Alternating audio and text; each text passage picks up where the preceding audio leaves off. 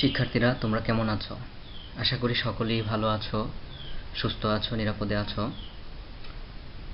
তোমাদের সামনে আবারও অনলাইন ক্লাস নিয়ে হাজির হয়েছি। আমি শাহরিয়ার রশিদ, প্রভাষক, বাংলা বিভাগ, টঙ্গী সরকারি কলেজ।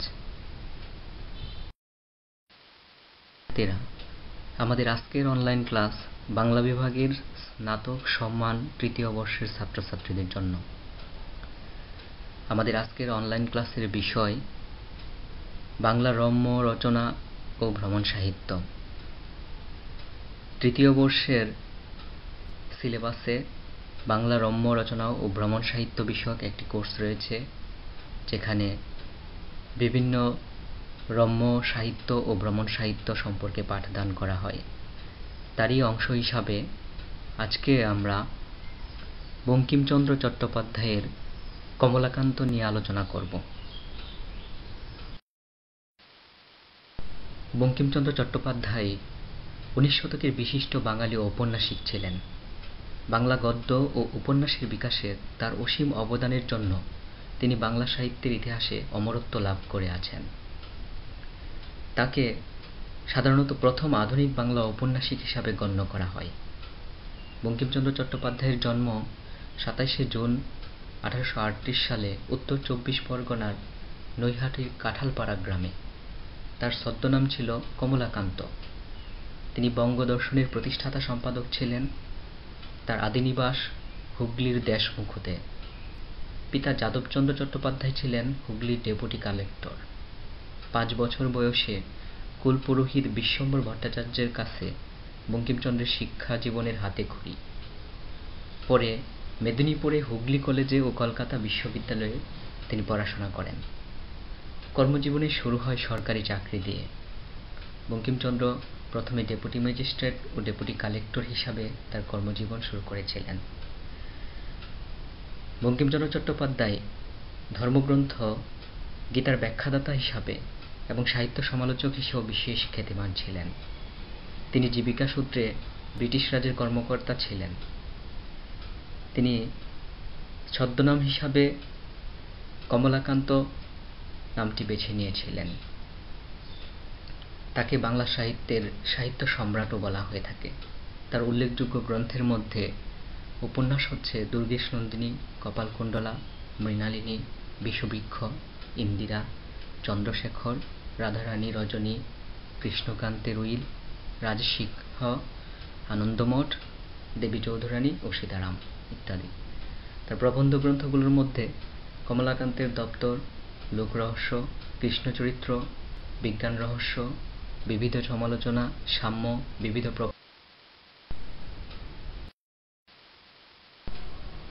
শিক্ষার্থীরা, এবার আমরা কমলাকান্ত গ্রন্থের কতিপয় তথ্য জেনে নেব। কমলাকান্ত গ্রন্থটির লেখক বঙ্কিমচন্দ্র চট্টোপাধ্যায়। কমলাকান্ত গ্রন্থটির প্রেক্ষাপট বা দেশ কলকাতা, তৎকালীন ব্রিটিশ ভারত। কমলাকান্ত গ্রন্থটি রচিত হয়েছে বাংলা ভাষায়। কমলাকান্ত গ্রন্থটি কতগুলো খণ্ডে সমন্বয়ে রচিত। খণ্ডগুলো হচ্ছে কমলাকান্তের দপ্তর, কমলাকান্তের পত্র এবং কমলাকান্তের জবানবন্দি। কমলাকান্ত গ্রন্থটির ধরন মূলত প্রবন্ধ রচনা। এখানে কমলাকান্তের জবানবন্দি অংশটুকুতে রম্য রচনা বা রম্যরসের সন্ধান পাওয়া যায়। কমলাকান্ত গ্রন্থটি প্রকাশিত হয় সর্বপ্রথম 1875 সালে এবং এটির দ্বিতীয় সংস্করণ বের হয় 1885 সালে। শিক্ষার্থীরা, আমরা আগেই বলেছি কমলাকান্ত গ্রন্থটি 3টি অংশে বিভক্ত। প্রথম অংশ কমলাকান্তের দপ্তর, দ্বিতীয় অংশ কমলাকান্তের পত্র এবং তৃতীয় অংশ কমলাকান্তের জবানবন্দি। প্রথম অংশ কমলাকান্তের দপ্তরের মধ্যে আমরা 14টি প্রবন্ধ খুঁজে পাই। প্রবন্ধগুলো হল: একা, কে গায় ওই, মনুষ্যফল, উদর দর্শন, পতঙ্গ, আমার মন, চন্দ্রালোকে, বসন্তের কোকিল, স্ত্রীলোকের রূপ, ফুলের বিবাহ, বড়বাজার, আমার দুর্গোৎসব, একটি গীত, বিড়াল এবং ঢেঁকি। কমলাকান্তের পত্র অংশে 5টি প্রবন্ধ রয়েছে। এগুলো হলো কি লিখিব, পলিটিক্স, বাঙালির মনুষ্যত্ব, বুড়ো বয়সের কথা এবং কমলাকান্তের বিদায়। সর্বশেষ কমলাকান্তের জবানবন্দি অংশে একটি রচনাই রয়েছে যার নাম কমলাকান্তের জবানবন্দি।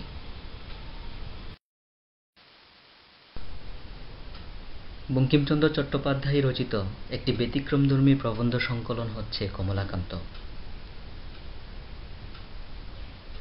এই গ্রন্থে আফিমখোর ব্রাহ্মণ কমলাকান্তের জবানিতে লেখক তত্ত্ব ও যুক্তিনির্ভর সমাজ, ধর্ম ও রাষ্ট্রতত্ত্ব বর্ণনা করেছেন।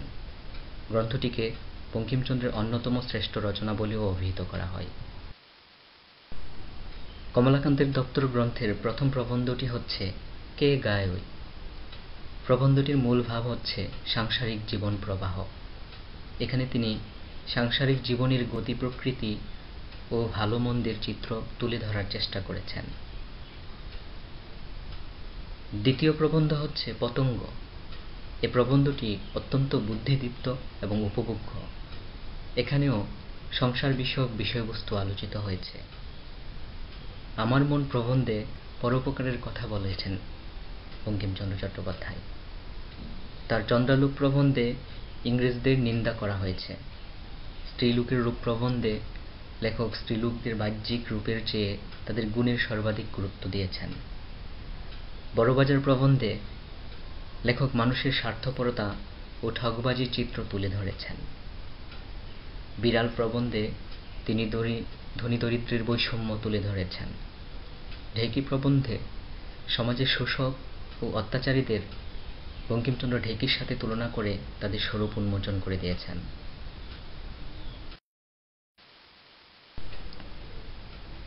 কমলাকান্ত একাধারে কবি, দার্শনিক, সমাজ শিক্ষক, রাজনীতিবিদ ও স্বদেশপ্রেমিক। বঙ্কিম তার অসাধারণ প্রতিভায় কমলাকান্তের রচনা করেছেন। অসাধারণ মাধুর্য কমলাকান্তের ভাষায়, ভাবের এক মনোহর দৃশ্য, সহজ সংযত রসিকতা, যার কারণে রচনাটি রম্যরচনার স্বীকৃতি পেয়ে যায়। কমলাকান্তের অকৃত্রিম দেশপ্রেম, হাসির সাথে বেদনার, সহজতার সাথে যন্ত্রণাময় কাহিনীর, নেশার সাথে দার্শনিকতার, ভাবের সাথে বাস্তবতার, কৃত্রিময়তার সাথে উদারতার এক অসাধারণ দৃশ্য গ্রন্থটিতে চিত্রিত হয়েছে। কমলাকান্তের পত্র অংশটি কি লিখিব, পলিটিক্স, বাঙালির মনুষ্যত্ব, বুড়ো বয়সের কথা ও কমলাকান্তের বিদায় নামে রচনাগুলো নিয়ে নির্মিত। রম্য যেমন হাসায়, এই হাসির সাথে সমাজের অসঙ্গতি চোখে আঙুল দিয়ে দেখিয়ে দেয়, এমনি কমলাকান্তের দপ্তরে, কমলাকান্তের পত্রে মনুষ্য ফলে মানুষের ধর্ম সম্পর্কে প্রশ্নবিদ্ধ করেছে।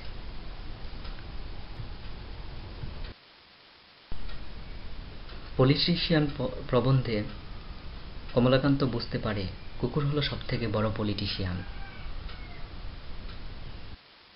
বঙ্কিম প্রমাণ করে দেন যে প্রহসন জাতীয় রচনার মাঝে হাস্যরস আবদ্ধ নয়, বরং এই হাস্যরসের সাহিত্যের প্রত্যেক শাখা সমৃদ্ধ।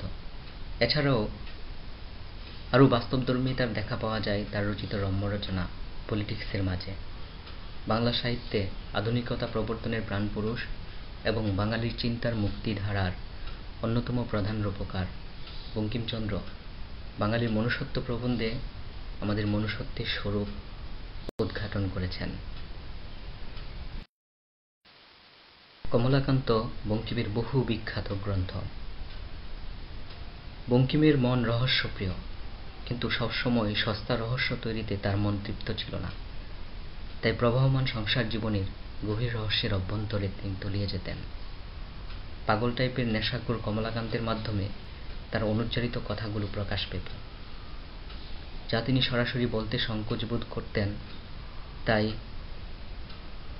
কমলাকান্তের দ্বারা তিনি মাসের পর মাস পাঠকদের ভুলিয়ে রাখতেন।